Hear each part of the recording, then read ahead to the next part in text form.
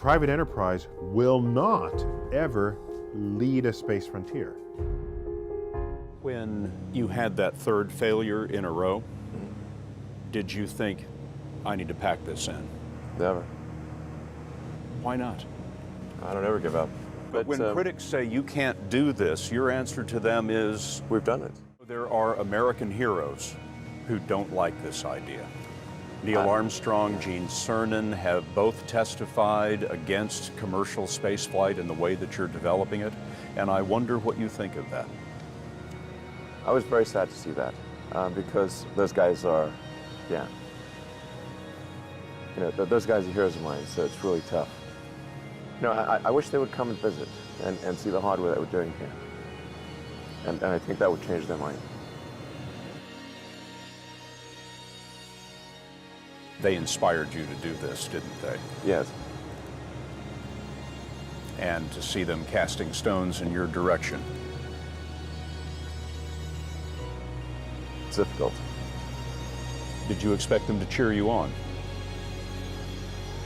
So they're hoping they would. What are you trying to prove to them? What I'm trying to do is to make a significant difference in spaceflight and help make spaceflight accessible to almost anyone. And I would hope for as much support in that direction as we can receive. You believe that your rocket will be the next American rocket to take an astronaut into space? I believe that is the most likely outcome, yes. 8 weeks later, Musk bet the company on another flight. We have liftoff. And this time around, everything worked. Perfect.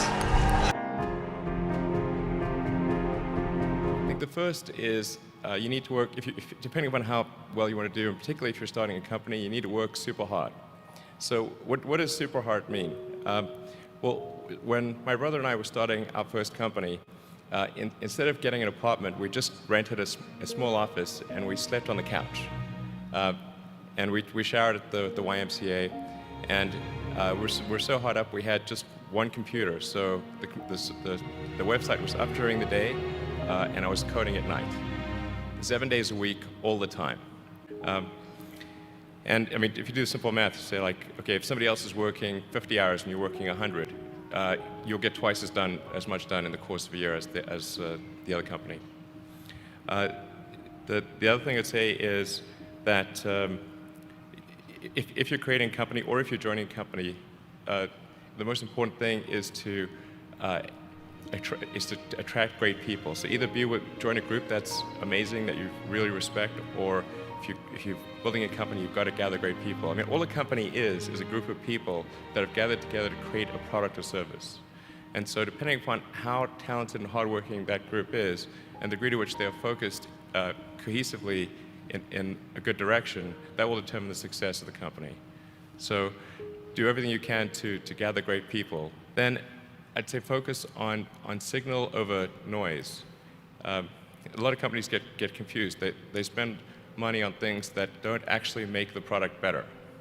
So, for example, at Tesla, we've never spent any money on advertising.